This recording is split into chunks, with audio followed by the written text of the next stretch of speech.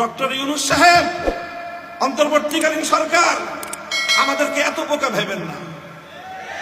একটাই অনুরোধ করবো, এত বোকা ভাববেন না আমাদেরকে। আমরা এক শয়তানের বিরুদ্ধে আন্দোলন করলে 16 ছোট শয়তান বদলায় বড় শয়তান বসাবেন।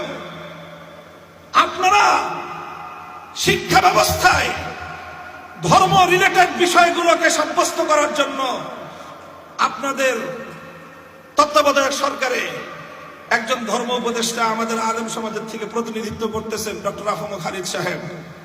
বাংলাদেশের ইসলামপন্থীরা সকলে তার ব্যাপারে একমত, কারো তার ব্যাপারে দ্বিমত নাই। এরকম একজন ইসলামপন্থীদের সর্বজন গ্রহণযোগ্য ব্যক্তি আপনাদের পরিষদে থাকার পরেও আপনারা শিক্ষা কমিশনের ধর্ম বিষয়ক স্কলার যখন নেবেন, আফম খালিদ সাহেবকে জিজ্ঞাসা করেছেন? আপনারা করেন নাই। সবকিছু আপনারা আপনাদের মন মতো করবেন, ইসলাম বিষয়েও আপনারা